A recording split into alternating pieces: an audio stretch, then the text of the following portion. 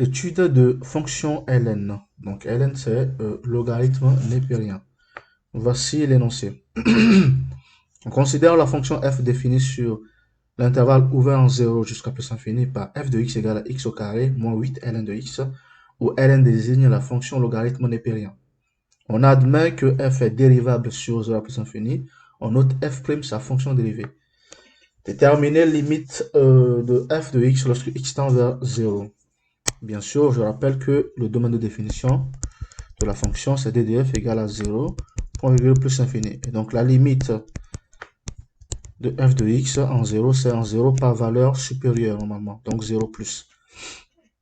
Ça fait donc la limite de tout, hein, donc de x au carré moins 8 ln de x lorsque x tend vers 0 plus. Ceci est égal à la limite, tout simplement, de x carré qui fait 0, donc de 0, moins 8, ln de 0 plus. Lorsque x tend vers 0 plus, est égal à la limite de moins 8 ln de 0 plus, lorsque x tend vers 0 plus. Or, en 0 plus, ln tend vers quoi? Vers moins l'infini. Donc la limite, ça fait moins 8 fois moins l'infini qui fait donc plus l'infini. Ainsi, nous avons notre limite de f de x lorsque x tend vers plus l'infini, pas plus infini, vers 0 plus est égal à plus l'infini. Très bien.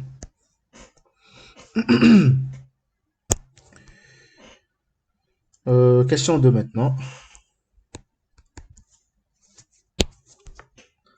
On admet que pour tout x supérieur à 0, f de x égale à x carré facteur de 1 moins 8 ln de x sur x carré. En déduit la limite en plus infini de f de x. Donc, on admet que quoi? Que f de x, bon, quel que soit x supérieur à 0, ce qui est le cas du domaine de définition, c'est là x au carré moins, facteur de 1 moins 8 ln de x sur x au carré. Et on nous demande de calculer la limite de f en plus l'infini. Ouais, c'est bien ça. Donc, la limite de f de x lorsque x tend vers plus l'infini est égal à la limite de x au carré, facteur de 1 moins 8 ln de x sur x au carré, lorsque x tend vers plus l'infini. Alors, ici, on va appliquer une propriété de la croissance comparée. Une croissance comparée. La fonction à x, on associe x puissance n croît plus vite que la fonction à x, on associe ln de x. C'est-à-dire que quoi? Que ln de x sur x puissance n tend vers 0 lorsque x tend vers plus l'infini.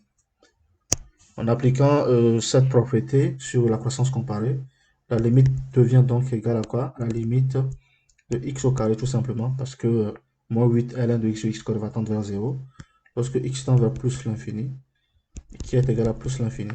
Donc la limite de f de x lorsque x tend vers plus l'infini est égal à plus l'infini. Bien. Question 3. Montrer que pour tout réel x de l'intervalle de définition, la dérivée est égale à 2 facteurs de x au carré moins 4 sur x. Donc question 3, montrons que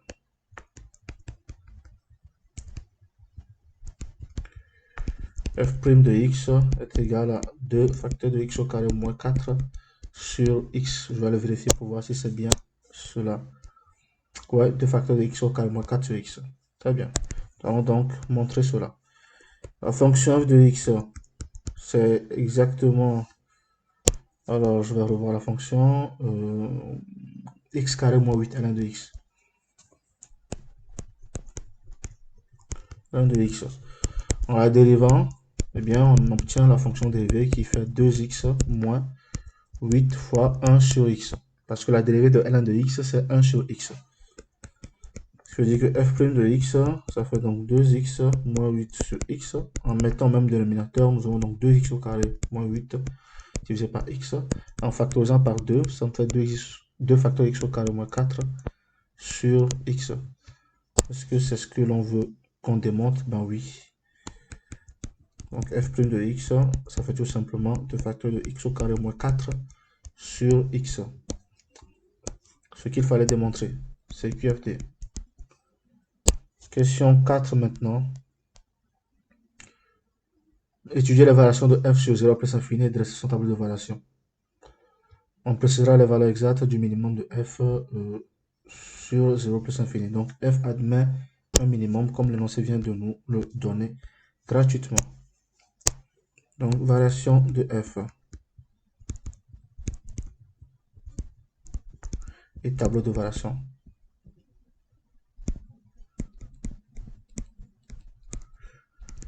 Je vous renvoie vers ma vidéo qui parle de l'étude des variations d'une fonction.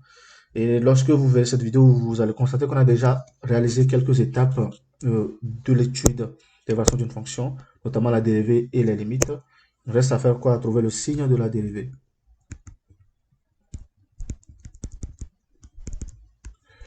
On constate que quoi? Quel que soit x appartenant à 0 plus l'infini, x est supérieur à 0. Donc, le signe de f' de x dépend entièrement du signe de x au carré moins 4. Or, x au carré moins 4, c'est égal à quoi? À x moins 2, facteur de x plus 2. Et x plus 2 est supérieur à 0, quel que soit x appartenant à 0 plus l'infini. Donc, une fois encore, le signe de f' de x dépend uniquement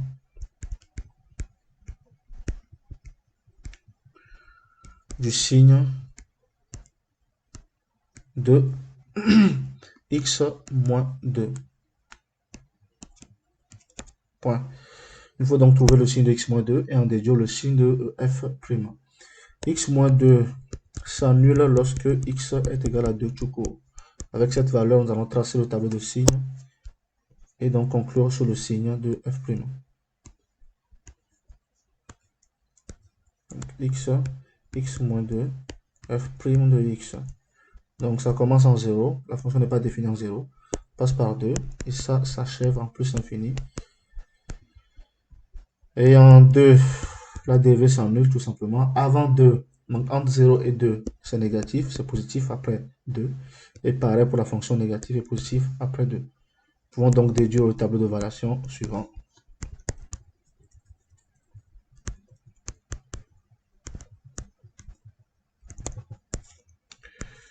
Donc pour le tableau de variation, nous avons x, nous avons la dérivée et nous avons les variations de la fonction.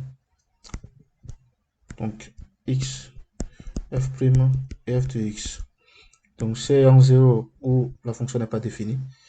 Ensuite, ça passe par 2 et ça va en plus infini. Donc, la dérivée s'annule en 2. Son signe est négatif et positif ensuite. Ça veut dire que la dérivée, la fonction décroît jusqu'à f de 2. F de 2. Et ça croît jusqu'à plus l'infini. Ça, c'est les limites que nous avions déjà calculées où nous avons trouvé plus infini, plus infini. Sachant que f de 2, ça fait 2 au carré moins 8 ln de 2. Je pense que c'est ça. Je vais vérifier l'expression de la fonction x au carré moins 8 ln de x. Voilà, donc ça fait 2 au carré moins 8 ln de 2. Ce qui nous fait donc 4 moins 8 ln de 2. Et lorsque j'utilise la calculatrice, j'obtiens f de 2 qui est égal à donc 4 moins 8 fois ln de 2, ça fait moins 1,545. C'est un nombre qui est négatif. Très bien, nous venons donc d'établir complètement le tableau de variation de la fonction f. Question 5. Bon, avec la question 4, le minimum de la fonction c'est quoi? C'est f de 2 et donc c'est moins 1, ce qu'on a trouvé. Question 5, démontrer que sur l'intervalle 0, 2, l'équation f de x égale à 0 admet une solution unique alpha. On ne cherchera pas à déterminer la valeur d'alpha. Donc il suffit de démontrer que F admet une unique solution alpha sur l'intervalle 0, 2. Question 5. Démontrons que sur 0,2, f de x égale à 0 admet une unique solution alpha. Très bien. Alors, allons relire un petit peu l'énoncé pour vérifier ouais, c'est bien la question qui a été posée. Pour cela, on a f de 0 qui fait plus l'infini, donc qui est positif, et f de 2 qui fait moins 1,545 qui est inférieur à 0. C'est-à-dire que quoi? Que f de 0 fois f de 2 est négatif. Ensuite, nous savons que quoi? Que sur 0 jusqu'à 2, f est strictement décroissante de plus infini jusqu'à f de 2 ou bien moins 1,545. Avec ces données, d'après le théorème de la bijection ou bien des valeurs intermédiaires,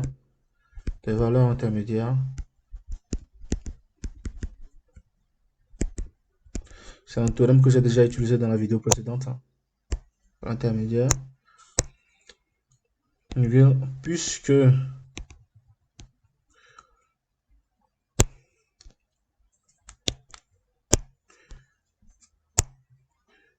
f de 0 est positif et f de 2 est inférieur à 0,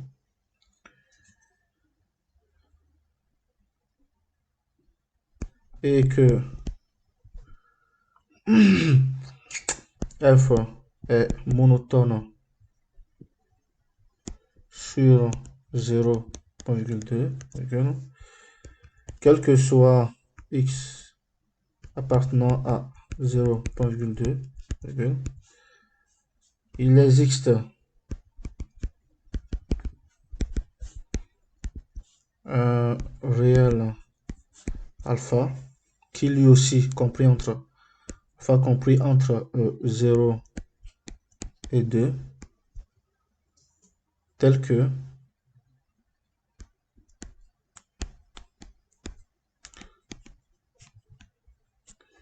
f de alpha est égal à 0. Car, ouais, c'est bon. Ceci donc implique que alpha est l'unique solution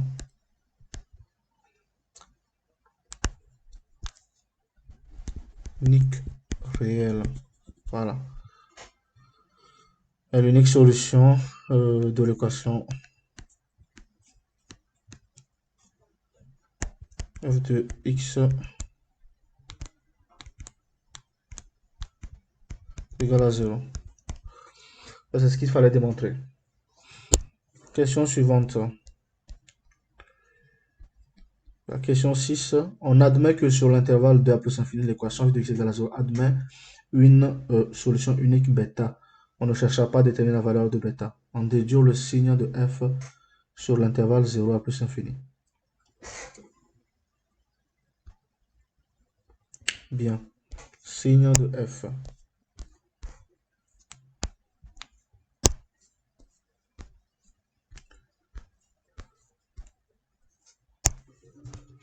Ça, c'est la question 6. Sur 0 plus l'infini.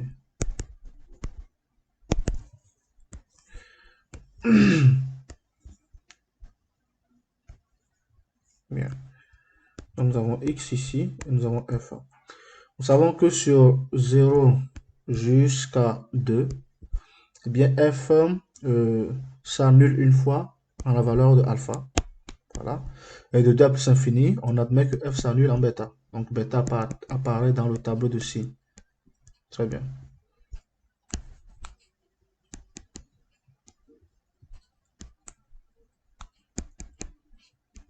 Bien. Donc 2 n'annule pas f. Hein. Voilà. 2 n'annule pas f. Voilà.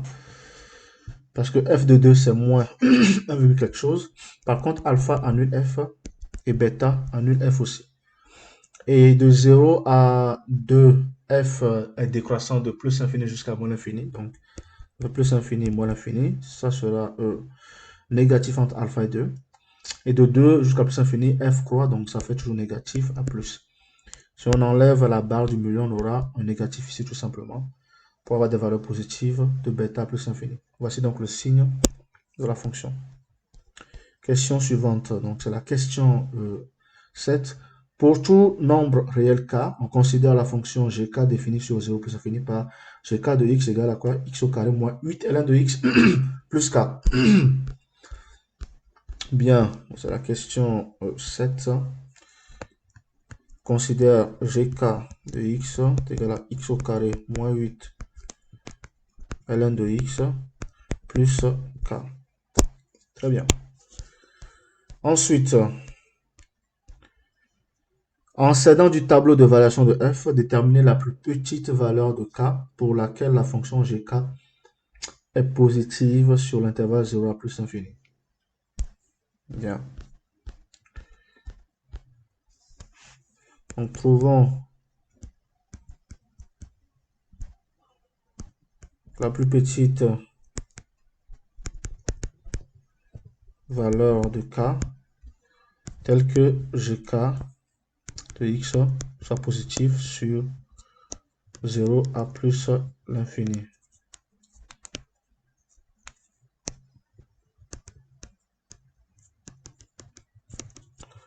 Voilà, ça c'est la question à laquelle répondre.